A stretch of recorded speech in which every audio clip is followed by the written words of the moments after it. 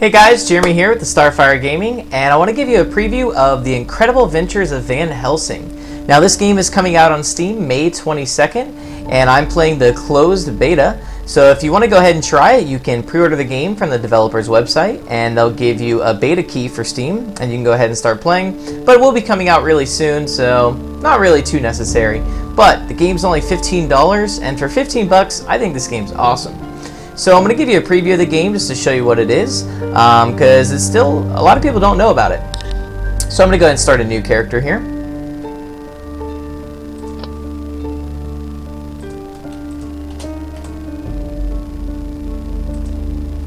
Now I do apologize if there is any frame rate issues. The game is getting well into like the 120 to 130 frames per second, so it runs really good, and I think it's optimized well.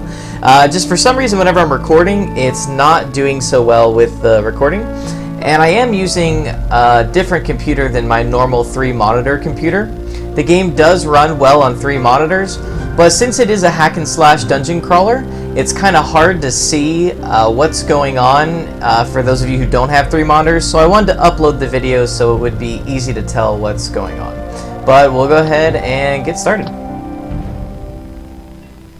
It all began with a call for help. A letter from Borgovia addressed to Van Helsing, the great monster slayer, my father. He doesn't take cases anymore, but I am a hunter too. So I set off on a journey with Lady Katrina, my remarkable companion. I'm an expert on the supernatural, and I seem to be drawn to it. Occasionally events get out of control, and then we have to leave in quite a hurry. Sometimes it's Katrina's fault. She can be quite reckless at times. Still, she always helps me save the day. And she also happens to be a ghost. My father rescued her from Borgovia, and she has been bound to serve our family ever since. Katrina often complains about it, but I think she really likes the thrill of the adventure. She is a charming soul, but she also has a darker side. Good. It comes in helpful when I'm in danger. Somewhere along the way, we slowly learned to work together, and finally in the cold rain of Venice, we became a team. The last leg of the journey was by sea. Apart from the Kraken, the pirates, and the storms, it was mostly uneventful. I had time to ponder my mission. Once Borgovia was a dark place where monsters lived. Long ago, my father defeated the immortal kings, created a peace treaty, and entrusted the land to some enlightened individuals. What could have happened there? What could be even more frightening than the reign of monsters? The closer we drew to Borgovia, the more confusing the rumors became. The land behind the Thunderhead Mountains was wrapped in mystery. As our carriage approached the mountain pass, I had a sense of foreboding. It didn't really surprise me when I heard an explosion. The adventure has just begun. So also whenever I'm recording with Fraps, this part doesn't line up with what's going on screen. So I do apologize for that. But it will get started here in just a minute. One thing I wanted to point out is they do some really cool things with the graphical settings. If you adjust the graphical settings down for the terrain, instead of doing the normal grass and like roads you're going to see, it turns into snow. So not only does it change the environment, but it makes it run better for older systems. So I thought that was a smart way to handle a graphical change in a game, and something unique I haven't seen. Katrina, shouldn't you help me out with this? Please, they're just some ragged outlaws. See, it wasn't that difficult, was it? So this is how they welcome folk around here? Yes. Why? It is an ancient and venerable tradition. There's a lot of banter that goes on back and forth between Van Helsing and his companion here. Her name's Katrina, and a lot of it's pretty funny. I think the voice acting's not bad at all. Now, these art tutorials that you're seeing here, the game is really good about showing you how to play it if you've never played one of these style of games. It is a very straightforward hack and slash dungeon crawler, Diablo-esque style game. But it does do some really interesting things, and I love how much detail there is in the game and just in the world itself. So the first thing I want to show you is that you can switch between melee and ranged on the left over here. So this would be my melee, and this would be my ranged attack. And you can also set your companion, which is a ghostly character. You can set her to be melee, or you can also set her to be ranged. Now her third option is she can protect you. So she does not take damage herself, but she helps you take less damage. So that is her third support type. And you will be collecting a lot of loot. You can get it off of corpse, and you can actually just find these treasure chests, and enemies will drop items also. Now this is the default zoomed out view. You can zoom in closer if you want to get closer to the game.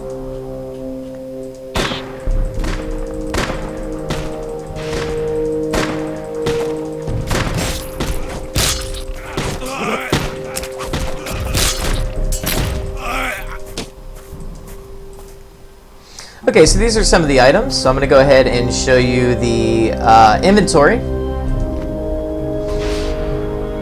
Now I have my items here, and I can right-click to select the new item, or I can simply just drag it into the appropriate slot, and it'll take it over.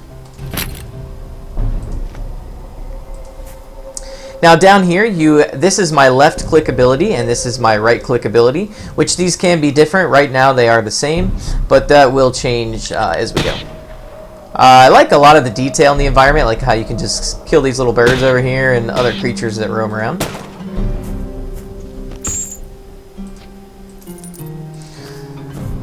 Again, I do apologize for some of the low frame rate issues with the way that the game is being recorded.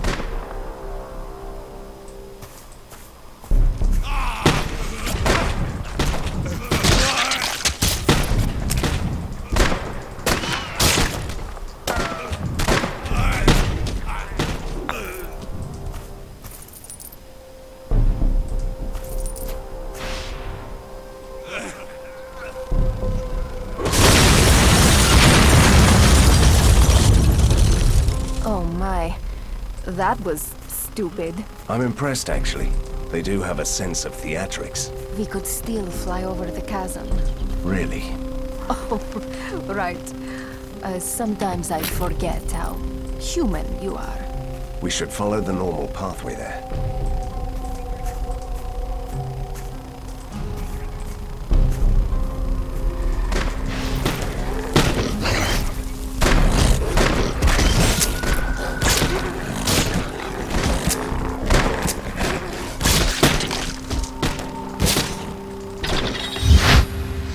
Okay, now this is the level up. So if I go and push where it says level up, I can show you the skills and abilities. So over on the left here, I have ability points that I can spend. So I'm going to go ahead and do that.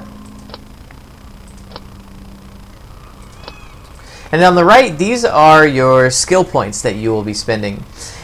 Now, if I go ahead and do this ability here, then now I can unlock another option for my left and right click. So I can drag this little circle down here. I think I'll actually replace itself too.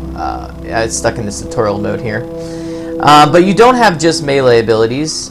You have your ranged abilities, and then you have extra tricks that you can apply to your character too. So I'm going to go ahead and apply these abilities. Now above the skill, you have these little sub-skills, and I will explain what those are in just a second here. Okay, so now I have a primary and a secondary attack, and these little sub-abilities on top can be queued up to correspond with your next attack.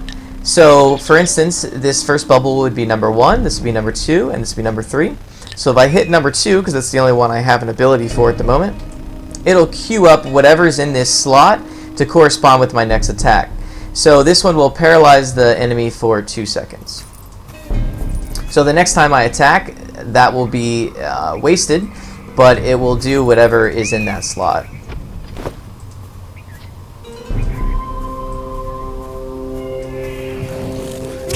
I can't do that.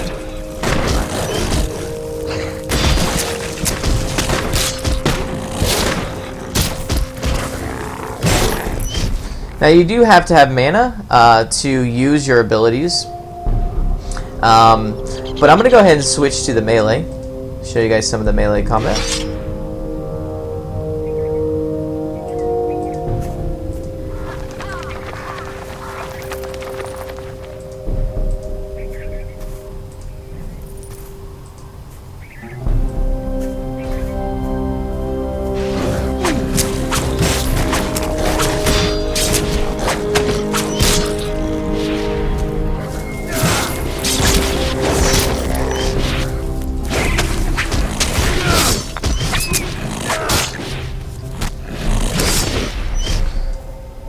Okay, now there are these little shrines all across the world which give you extra bonuses. They'll be applied for a certain amount of time. They're on the bottom left here. You can tell which ones are being applied.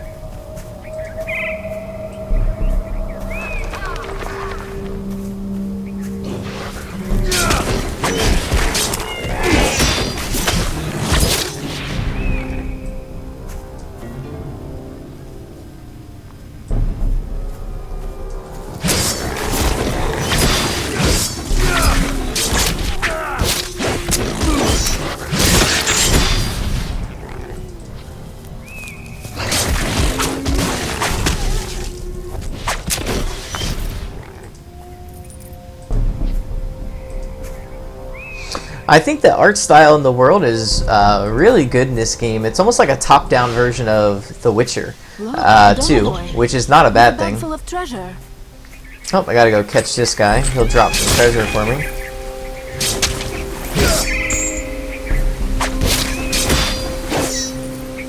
So little touches to the game like that, I think are really cool. Looked like you'd seen a ghost. No, don't blame this on me. You started chasing him. Okay, now I want to show you what happens whenever you die in the game.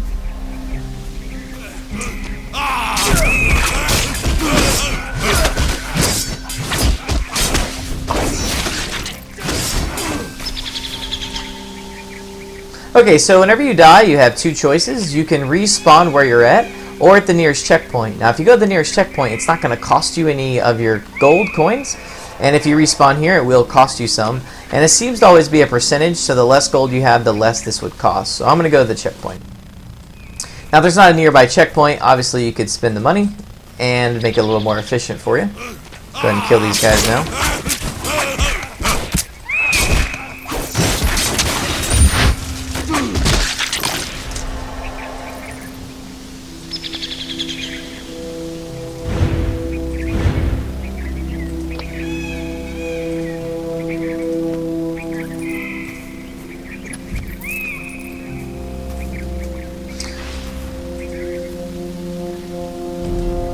Okay, next thing I have obtained is a reputation level up.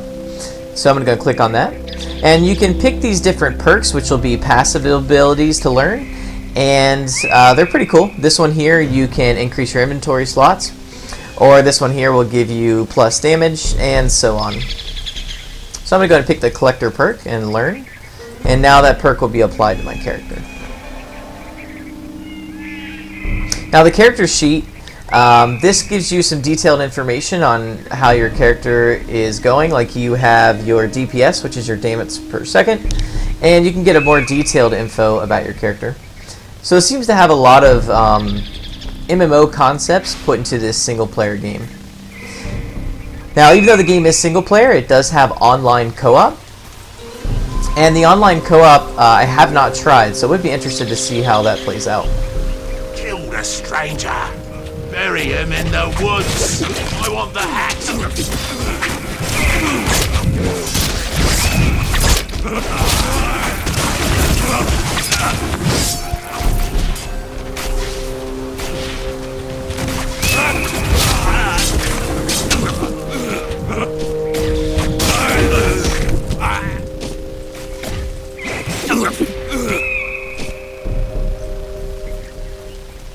This forest will swallow us whole and spit out my bones. And still no sign of a missing thing.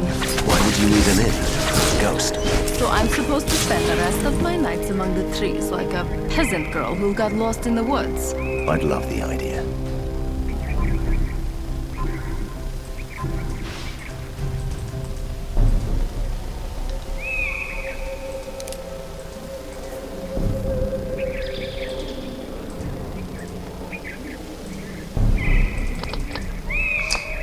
Okay, we're about to get to the first town, which I'm going to show you. And I won't make this video too long. I just want to give you a good concept of how the game works.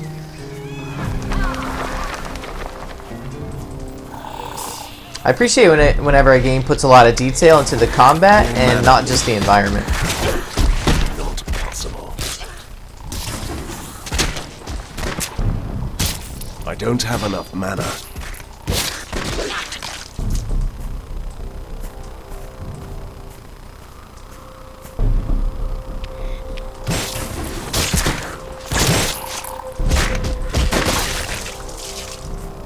Okay, this will be the first village here. Stop right there. Easy, lad. We're friends here. They all say that, but I won't let in any dangerous fiends on my watch. No, sir. How dare you? I'm going to tear you apart, and then I'll teach you some manners. No, I didn't mean you, my lady. The undead nobility of Borgova are always welcome to haunt here, but you, with the Van Helsing hat, we don't like your sort here, with your weapons and bad manners. I am a monster hunter. Of course you are. Or you are just a troublemaker. Oh, you don't have to worry about my servant. I keep him on a short leash. Katrina. Thank you, my lady. You can pass, and your manservant too. We'll talk about this later. Fine. Don't even thank me. You and your manservant.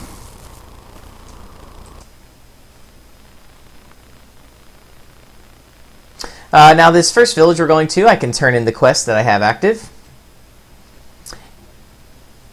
And I've noticed that some of the dialogue just in the world does seem to be dynamic from multiple playthroughs. Because I did play this area a few times just to see if anything would be different or change. And I'll show you an example.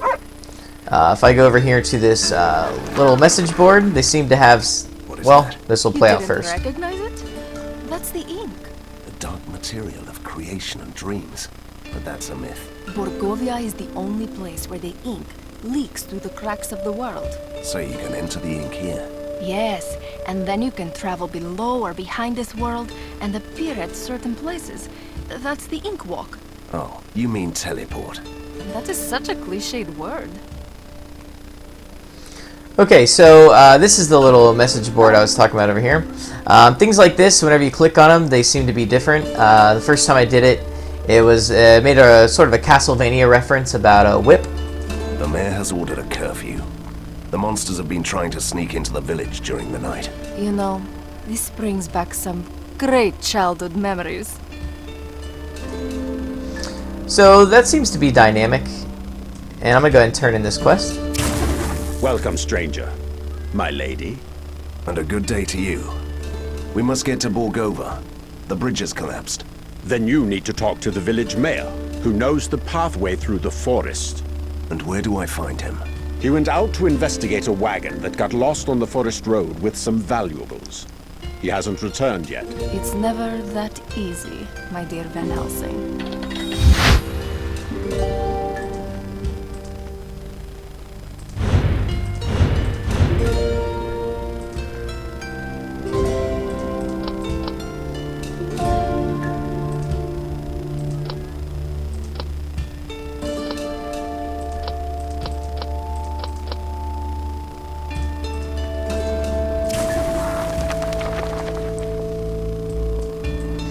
Okay, so that's probably going to do it for this preview. There is a few other mechanics to the game, like there is this rage ability, which is the yellow behind your HP and mana. And basically you can just hit the space bar and it'll expend all your sub-talents above your primary and secondary attacks, because these little sub-talents here will add extra effects to your attack. And then there are some other things that the game gets into. But I think the mechanics are really good. I think the world looks good. I think it's fun to play. So I haven't played too much of the game, so I'm not sure on how much length there is to it. But I do think it's worth checking out, and I think it's worth the $15 price point. Appreciate you guys watching it, and check out some more videos on the channel.